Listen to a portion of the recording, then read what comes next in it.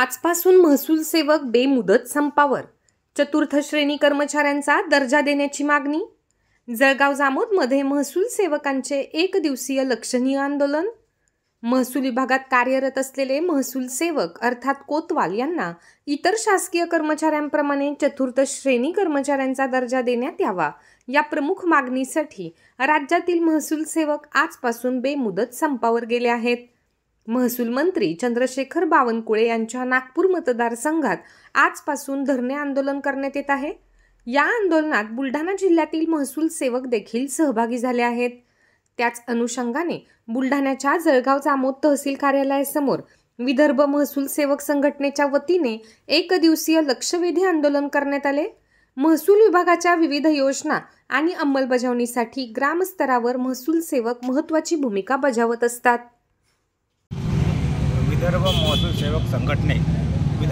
सेवक संघटनेतर्फे दिनांक 12/9/2025 पासून नागपूर येथे माननीय महसूल मंत्री चंद्रशेखरजी बावनकुळे साहेब यांच्या मतदारसंघामध्ये महसूल सेवक कर्मचारी यांना चतुर्थ श्रेणी पदाचा दर्जा देण्यात यावा या मागणीसाठी संपूर्ण महाराष्ट्रातून महसूल सेवक इथं बेमुदत कामबंद आंदोलन व उपोषण करणार आहेत.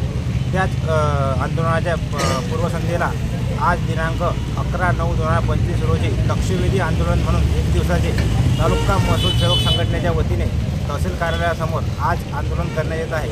उद्यापासून तालुक्यातील सर्व महसूल सेवक हे नागपूर येथे बेमुदत कामबंद आंदोलन इथे सहभागी होणार असून आमची मागणी जोपर्यंत मान्य होत नाही तोपर्यंत हे आंदोलन चालणार असून बेमुदत व पूर्णपणे 100% कामबंद राहणार आहे. आमची प्रमुख मागणी आहे की महाराष्ट्रातील तमाम महसूल सेवक बांधवांना चतुर्थ श्रेणी कर्मचारी पदाचा दर्जा देऊन वर्ग 4 मध्ये समाविष्ट करून घेण्यात यावे ही आमची प्रमुख आणि मूळ मागणी आहे.